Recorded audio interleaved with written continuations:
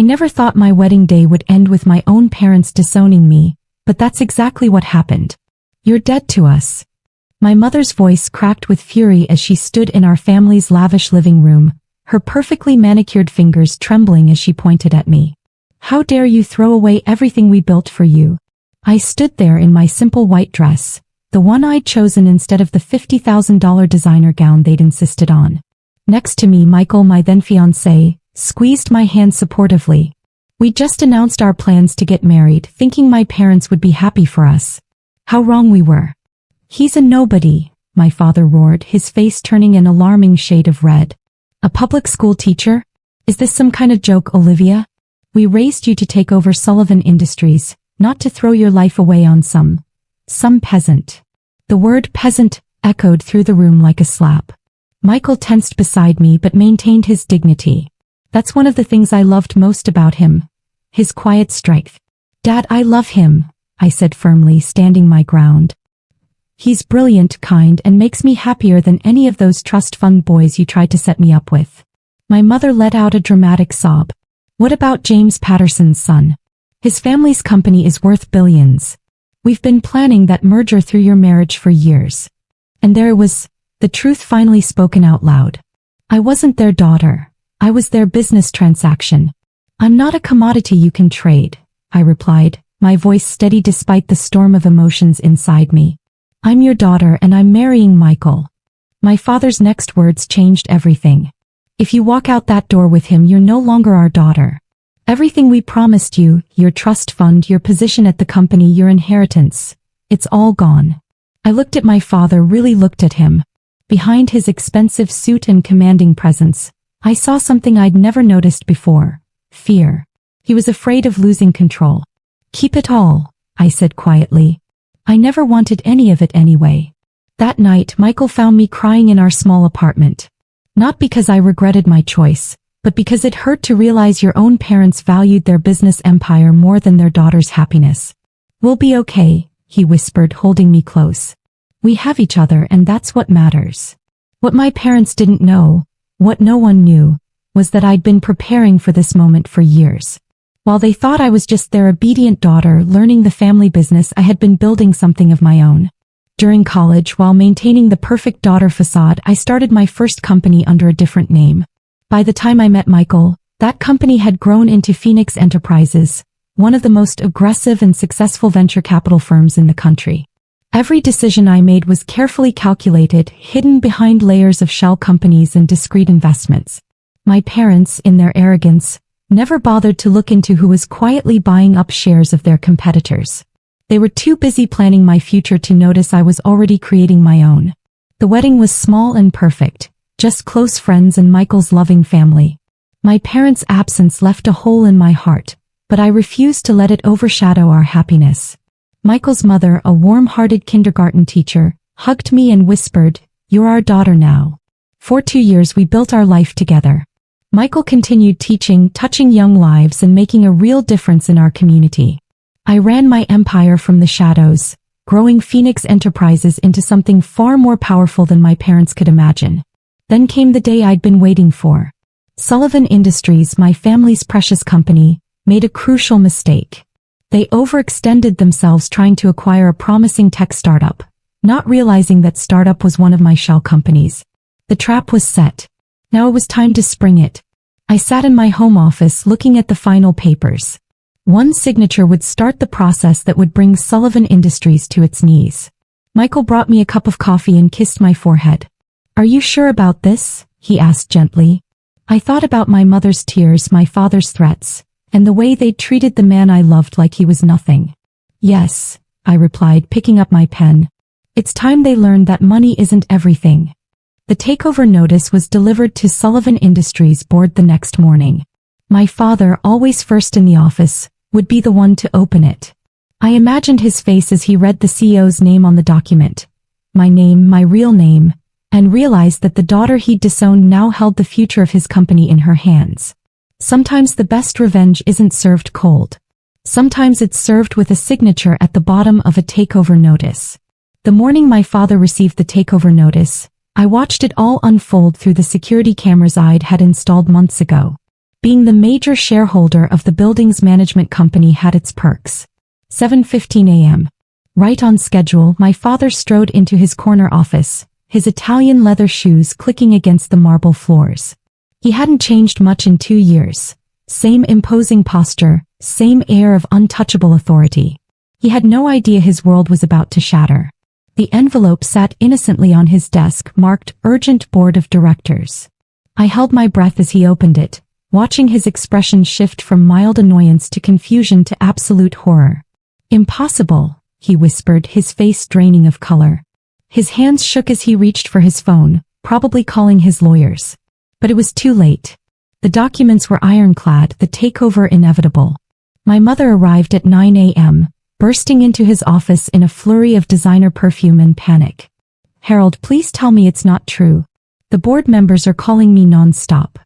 I switched on the audio feed, a decision I'd debated but ultimately couldn't resist. "It's her," my father's voice cracked. "Olivia. She's the CEO of Phoenix Enterprises." My mother collapsed into a chair, her perfectly maintained facade crumbling. But she's nothing. She married that teacher. How could she possibly? She played us. My father cut in, his voice hollow. All these years, while we thought we were grooming her for our company, she was building her own empire. The next few hours were chaos. Board members rushed in and out of the office. Lawyers huddled in conference rooms, and my parents aged years in minutes as they realized the extent of my control.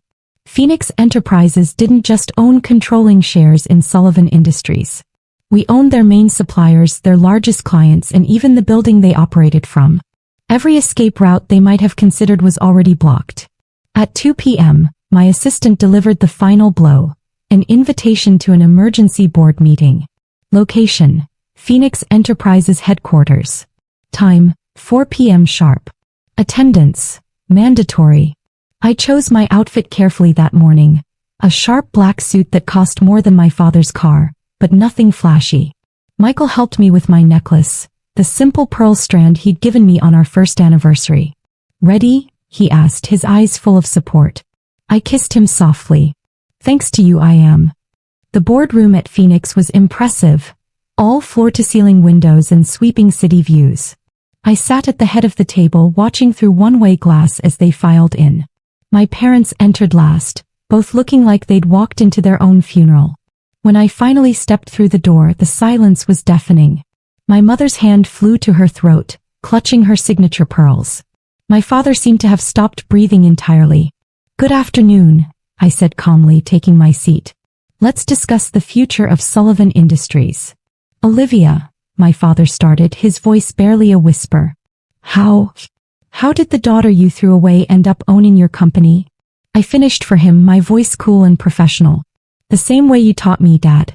Strategic planning, careful investment, and absolute dedication." My mother found her voice, though it trembled. But you married him, that teacher." "Michael," I corrected her sharply. "My husband's name is Michael. And yes, I married the love of my life. A man who supports me, believes in me, and never once tried to use me as a business transaction." I opened my laptop, displaying the company's financials on the wall screen. "Now let's talk about Sullivan Industries' rather impressive debt load. The loans coming due next month are particularly concerning." "Those loans?" My father's face went even paler. "You bought them too."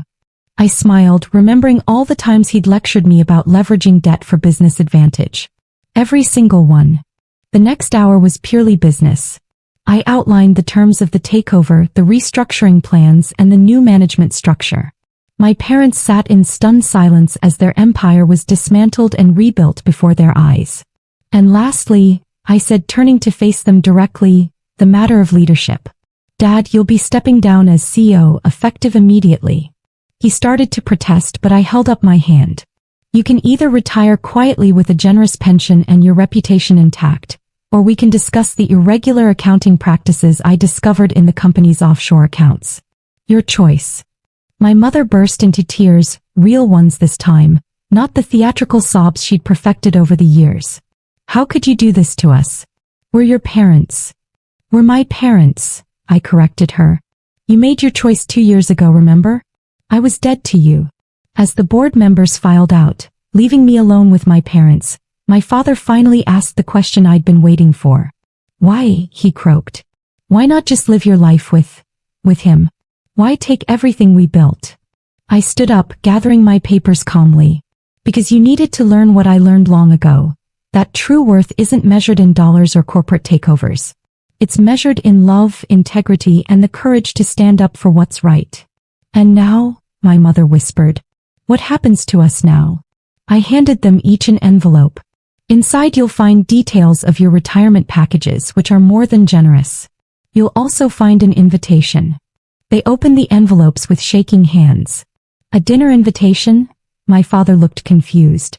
Yes. Michael and I would like you to come to our home for dinner. Meet your grandchildren, the twins I gave birth to 6 months ago. You have 2 grandsons who've never met their grandparents. My mother's head snapped up. Grandchildren? We have. Their names are James and William. James is older by 3 minutes and already has Dad's stubborn chin. William has Mom's eyes. I walked to the door, then turned back one last time. The choice is yours. You can keep your pride and your prejudices, or you can be part of our family. A real family, not a business arrangement.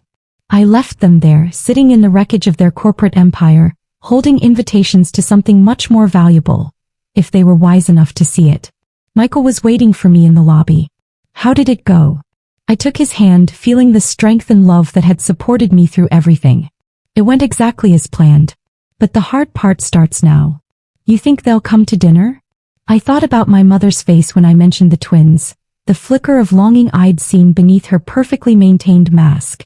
I hope so, I said quietly. Everyone deserves a second chance to learn what really matters. 3 days later, my parents' RSVP arrived. They had chosen family.